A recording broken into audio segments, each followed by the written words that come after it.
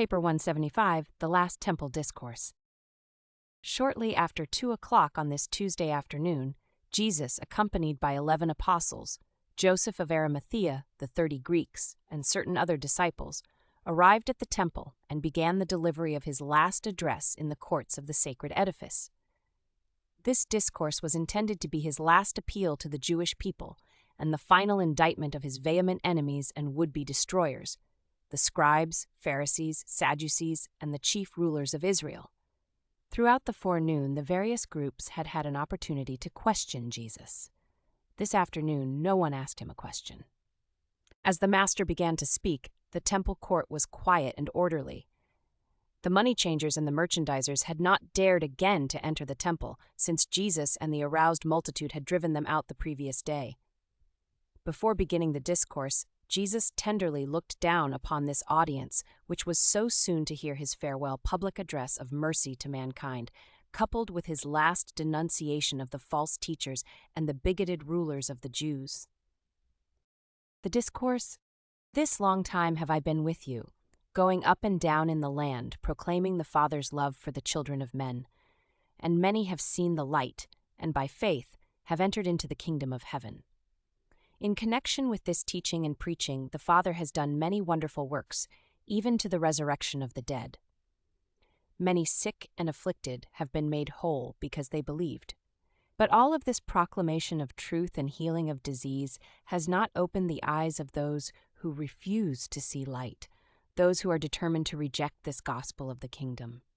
In every manner consistent with doing my Father's will, I and my apostles have done our utmost to live in peace with our brethren, to conform with the reasonable requirements of the laws of Moses and the traditions of Israel. We have persistently sought peace, but the leaders of Israel will not have it. By rejecting the truth of God and the light of heaven, they are aligning themselves on the side of error and darkness. There cannot be peace between light and darkness, between life and death, between truth and error. Many of you have dared to believe my teachings and have already entered into the joy and liberty of the consciousness of sonship with God. And you will bear me witness that I have offered this same sonship with God to all the Jewish nation, even to these very men who now seek my destruction.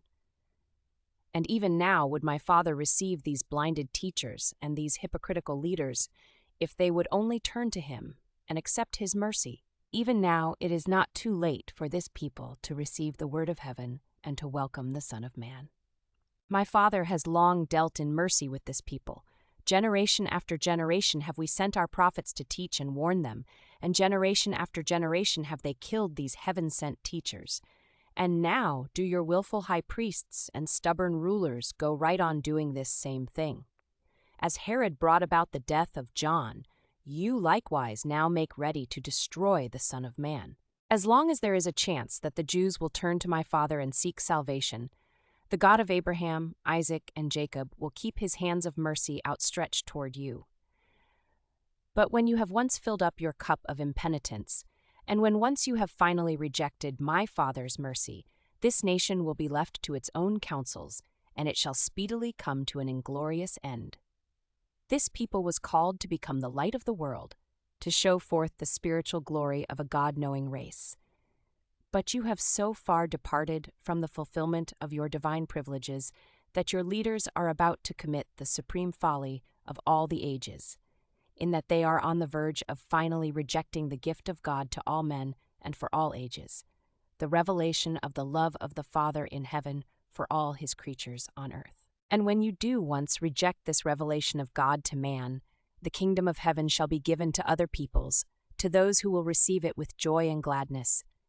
In the name of the Father who sent me, I solemnly warn you that you are about to lose your position in the world as the standard-bearers of eternal truth and the custodians of the divine law. I am just now offering you your last chance to come forward and repent, to signify your intention to seek God with all your hearts and to enter, like little children and by sincere faith, into the security and salvation of the kingdom of heaven. My Father has long worked for your salvation, and I came down to live among you and personally show you the way. Many of both the Jews and the Samaritans, and even the Gentiles, have believed the gospel of the kingdom, But those who should be first to come forward and accept the light of heaven have steadfastly refused to believe the revelation of the truth of God. God revealed in man, and man uplifted to God. This afternoon my apostles stand here before you in silence. But you shall soon hear their voices ringing out with the call to salvation and with the urge to unite with the heavenly kingdom as the sons of the living God. And now I call to witness these, my disciples and believers in the gospel of the kingdom, as well as the unseen messengers by their sides, that I have once more offered Israel and her rulers deliverance and salvation. But you all behold how the Father's mercy is slighted, and how the messengers of truth are rejected. Nevertheless, I admonish you that these scribes and Pharisees still sit in Moses' seat, and therefore, until the Most Highs who rule in the kingdoms of men shall finally overthrow this nation and destroy the place of these rulers, I bid you cooperate with these elders in Israel. You are not required to unite with them in their plans to destroy the Son of Man. But in everything related to the peace of Israel, you are to be subject to them. In all these matters, do whatsoever they bid you, and observe the essentials of the law, but do not pattern after their evil works. Remember, this is the sin of these rulers. They say that which is good, but they do it not. You well know how these leaders bind heavy burdens on your shoulders, burdens grievous to bear, and that they will not lift as much as one finger to help you bear these weighty burdens. They have oppressed you with ceremonies and enslaved you by traditions. Furthermore, these self-centered rulers delight in doing their good works so that they will be seen by men. They make broad their phylacteries and enlarge the borders of their official robes. They crave the chief places at the feasts and demand the chief seats in the synagogues. They covet laudatory salutations in the marketplaces and desire to be called rabbi by all men. And even while they seek all this honor from men, they secretly lay hold of widows' houses and take profit from the services of the sacred temple. For a pretense, these hypocrites make long prayers in public and give alms to attract the notice of their fellows. While you should honor your rulers and reverence your teachers, you should call no man father in the spiritual sense, for there is one who is your Father, even God. Neither should you seek to lord it over your brethren in the kingdom. Remember, I have taught you that he who would be greatest among you should become the server of all. If you presume to exalt yourselves before God, you will certainly be humbled, but whoso truly humbles himself will surely be exalted. Seek in your daily lives not self-glorification, but the glory of God. Intelligently subordinate your own wills to the will of the Father in heaven. Mistake not my words. I bear no malice toward these chief priests and rulers who even now seek my destruction. I have no ill will for these scribes and Pharisees who reject my teachings. I know that many of you believe in secret, and I know you will openly profess your allegiance to the kingdom when my hour comes. But how will your rabbis justify themselves since they profess to talk with God and then presume to reject and destroy him who comes to reveal the Father to the worlds? Woe upon you, scribes and Pharisees, hypocrites! You would shut the doors of the kingdom of heaven against sincere men, because they happen to be unlearned in the ways of your teaching. You refuse to enter the kingdom, and at the same time do everything within your power to prevent all others from entering. You stand with your backs to the doors of salvation and fight with all who would enter therein. Woe upon you, scribes and Pharisees, hypocrites that you are! For you do indeed encompass land and sea to make one proselyte, and when you have succeeded you are not content until you have made him twofold worse than he was as a child of the heathen. Woe upon you, chief priests and rulers who lay hold of the property of the poor and demand heavy dues of those who would serve God as they think Moses ordained. You who refuse to show mercy, can you hope for mercy in the worlds to come? Woe upon you, false teachers, blind guides! What can be expected of a nation when the blind lead the blind? They both shall stumble into the pit of destruction. Woe upon you who dissimulate when you take an oath! You are tricksters, since you teach that a man may swear the temple and break his oath, but that whoso swears by the gold in the temple must remain bound. You are all fools and blind. You are not even consistent in your dishonesty. For which is the greater, the gold or the temple which has supposedly sanctified the gold? You also teach that, if a man swears by the altar, it is nothing. But that, if one swears by the gift that is upon the altar, then shall he be held as a debtor. Again, are you blind to the truth, for which is the greater, the gift or the altar which sanctifies the gift? How can you justify such hypocrisy and dishonesty in the sight of the God of heaven? Woe upon you, scribes and Pharisees and all other hypocrites who make sure that they tithe mint, anise, and cumin, and at the same time disregard the weightier matters of the law, faith, mercy, and judgment. Within reason, the one you ought to have done, but not to have left the other undone. You are truly blind guides and dumb teachers. You strain out the gnat and swallow the camel. Woe upon you, scribes, Pharisees, and hypocrites, for you are scrupulous to cleanse the outside of the cup and the platter, but within there remains the filth of extortion, excesses, and deception. You are spiritually blind. Do you not recognize how much better it would be first to cleanse the inside of the cup, and then that which spills over would of itself cleanse the outside? You wicked reprobates, you make the outward performances of your religion to conform with the letter of your interpretation of Moses' law, while your souls are steeped in iniquity and filled with murder. Woe upon all of you who reject truth and spurn mercy. Many of you are like whited sepulchres, which outwardly appear beautiful, but within are full of dead men's bones and all sorts of uncleanness. Even so do you who knowingly reject the counsel of God appear outwardly to men as holy and righteous, but inwardly your hearts are filled with hypocrisy and iniquity. Woe upon you, false guides of a nation! Over yonder have you built a monument to the martyred prophets of old, while you plot to destroy him of whom they spoke. You garnish the tombs of the righteous and flatter yourselves that, had you lived in the days of your fathers, you would not have killed the prophets. And then in the face of such self-righteous thinking, you make ready to slay him of whom the prophets spoke, the Son of Man. Inasmuch as you do these things, are you witness to yourselves that you are the wicked sons of them who slew the prophets? Go on then, and fill up the cup of your condemnation to the full. Woe upon you, children of evil! John did truly call you the offspring of vipers, and I ask, how can you escape the judgment that John pronounced upon you? But even now I offer you in my Father's name mercy and forgiveness. Even now I proffer the loving hand of eternal fellowship. My Father has sent you the wise men and the prophets. Some you have persecuted and others you have killed.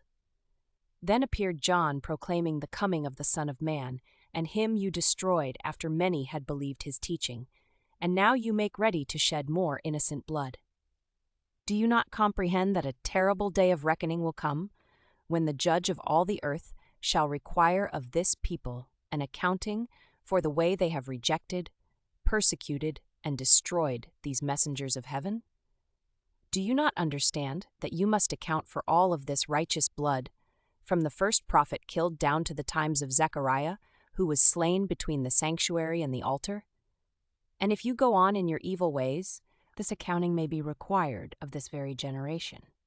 O Jerusalem and the children of Abraham, you who have stoned the prophets and killed the teachers that were sent to you, even now would I gather your children together as a hen gathers her chickens under her wings, but you will not. And now I take leave of you. You have heard my message and have made your decision. Those who have believed my gospel are even now safe within the kingdom of God.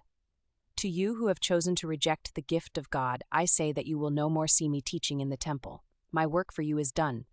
Behold, I now go forth with my children, and your house is left to you desolate. And then the master beckoned his followers to depart from the temple. Status of individual Jews? The fact that the spiritual leaders and the religious teachers of the Jewish nation one time rejected the teachings of Jesus and conspired to bring about his cruel death does not in any manner affect the status of any individual Jew in his standing before God. And it should not cause those who profess to be followers of the Christ to be prejudiced against the Jew as a fellow mortal. The Jews, as a nation, as a socio-political group, paid in full the terrible price of rejecting the Prince of Peace. Long since they ceased to be the spiritual torchbearers of divine truth to the races of mankind, but this constitutes no valid reason why the individual descendants of these long-ago Jews should be made to suffer the persecutions which have been visited upon them by intolerant, unworthy, and bigoted professed followers of Jesus of Nazareth, who was himself a Jew by natural birth. Many times has this unreasoning and unchristlike hatred and persecution of modern Jews terminated in the suffering and death of some innocent and unoffending Jewish individual whose very ancestors, in the times of Jesus, heartily accepted his gospel and presently died unflinchingly for that truth which they so wholeheartedly believed. What a shudder of horror passes over the onlooking celestial beings as they behold the professed followers of Jesus indulge themselves in persecuting, harassing, and even murdering the later-day descendants of Peter, Philip, Matthew, and others of the Palestinian Jews who so gloriously yielded up their lives as the first martyrs of the gospel of the heavenly kingdom. How cruel and unreasoning to compel innocent children to suffer for the sins of their progenitors, misdeeds of which they are wholly ignorant, and for which they could in no way be responsible. And to do such wicked deeds in the name of one who taught his disciples to love even their enemies. It has become necessary, in this recital of the life of Jesus, to portray the manner in which certain of his fellow Jews rejected him and conspired to bring about his ignominious death. But we would warn all who read this narrative that the presentation of such a historical recital in no way justifies the unjust hatred, nor condones the unfair attitude of mind which so many professed Christians have maintained toward individual Jews for many centuries. Kingdom believers, those who follow the teachings of Jesus, must cease to mistreat the individual Jew as one who is guilty of the rejection and crucifixion of Jesus. The Father and his Creator Son have never ceased to love the Jews. God is no respecter of persons, and salvation is for the Jew as well as for the Gentile. The fateful Sanhedrin meeting. At 8 o'clock on this Tuesday evening, the fateful meeting of the Sanhedrin was called to order. On many previous occasions had this supreme court of the Jewish nation informally decreed the death of Jesus. Many times had this august ruling body determined to put a stop to his work, but never before had they resolved to place him under arrest and to bring about his death at any and all costs. It was just before midnight on this Tuesday, April 4, A.D. 30. that the Sanhedrin, as then constituted, officially and unanimously voted to impose the death sentence upon both Jesus and Lazarus. This was the answer to the Master's last appeal to the rulers of the Jews, which he had made in the temple only a few hours before, and it represented their reaction of bitter resentment toward Jesus' last and vigorous indictment of these same chief priests and impenitent Sadducees and Pharisees. The passing of death sentence, even before his trial, upon the Son of God, was the Sanhedrin's reply to the last offer of heavenly mercy ever to be extended to the Jewish nation, as such. From this time on, the Jews were left to finish their brief and short lease of national life wholly in accordance with their purely human status among the nations of Urantia. Israel had repudiated the Son of the God who made a covenant with Abraham, and the plan to make the children of Abraham the light-bearers of truth to the world had been shattered. The divine covenant had been abrogated, and the end of the Hebrew nation drew on apace. The officers of the Sanhedrin were given the orders for Jesus' arrest early the next morning, but with instructions that he must not be apprehended in public. They were told to plan to take him in secret, preferably suddenly and at night. Understanding that he might not return that day, Wednesday, to teach in the temple, they instructed these officers of the Sanhedrin to bring him before the high Jewish court sometime before midnight on Thursday. The situation in Jerusalem. At the conclusion of Jesus' last discourse in the temple, the apostles once more were left in confusion and consternation. Before the Master began his terrible denunciation of the Jewish rulers, Judas had returned to the temple, so that all 12 heard this latter half of Jesus' last discourse in the temple. It is unfortunate that Judas Iscariot could not have heard the first and mercy-proffering half of this farewell address. He did not hear this last offer of mercy to the Jewish rulers because he was still in conference with a certain group of Sadducean relatives and friends with whom he had lunched, and with whom he was conferring as to the most fitting manner of dissociating himself from Jesus and his fellow apostles. It was while listening to the Master's final indictment of the Jewish leaders and rulers that Judas finally and fully made up his mind to forsake the gospel movement and wash his hands of the whole enterprise. Nevertheless, he left the temple in company with the 12, went with them to Mount Olivet, where with his fellow apostles he listened to that fateful discourse on the destruction of Jerusalem and the end of the Jewish nation, and remained with them that Tuesday night at the new camp near Gethsemane. The multitude who heard Jesus swing from his merciful appeal to the Jewish leaders into that sudden and scathing rebuke which bordered on ruthless denunciation were stunned and bewildered. That night, while the Sanhedrin sat in death judgment upon Jesus, and while the Master sat with his apostles and certain of his disciples out on the Mount of Olives foretelling the death of the Jewish nation, all Jerusalem was given over to the serious and suppressed discussion of just one question: what will they do with Jesus? At the home of Nicodemus, more than 30 prominent Jews who were secret believers in the kingdom met and debated what course they would pursue in case an open break with the Sanhedrin should come. All present agreed that they would make open acknowledgement of their allegiance to the Master in the very hour they should hear of his arrest, and that is just what they did. The Sadducees, who now controlled and dominated the Sanhedrin, were desirous of making away with Jesus for the following reasons. Number 1, they feared that the increased popular favor with which the multitude regarded him threatened to endanger the existence of the Jewish nation by possible involvement with the Roman authorities. Number 2, his zeal for temple reform struck directly at their revenues. The cleansing of the temple affected their pocketbooks. Number 3, they felt themselves responsible for the preservation of social order, and they feared the consequences of the further spread of Jesus' strange and new doctrine of the brotherhood of man. The Pharisees had different motives for wanting to see Jesus put to death. They feared him because, number 1, he was arrayed in telling opposition to their traditional hold upon the people. The Pharisees were ultra-conservative, and they bitterly resented these supposedly radical attacks upon their vested prestige as religious teachers. Number 2, they held that Jesus was a lawbreaker, that he had shown utter disregard for the Sabbath and numerous other legal and ceremonial requirements. Number 3, they charged him with blasphemy because he alluded to God as his Father. Number 4, and now were they thoroughly angry with him because of his last discourse of bitter denunciation, which he had this day delivered in the temple as the concluding portion of his farewell address. The Sanhedrin, having formally decreed the death of Jesus and having issued orders for his arrest, adjourned on this Tuesday near midnight, after appointing to meet at 10 o'clock the next morning at the home of Caiaphas, the high priest, for the purpose of formulating the charges on which Jesus should be brought to trial. A small group of the Sadducees had actually proposed to dispose of Jesus by assassination, but the Pharisees utterly refused to countenance such a procedure. And this was the situation in Jerusalem and among men on this eventful day, while a vast concourse of celestial beings hovered over this momentous scene on earth, anxious to do something to assist their beloved sovereign, but powerless to act because they were effectively restrained by their commanding superiors.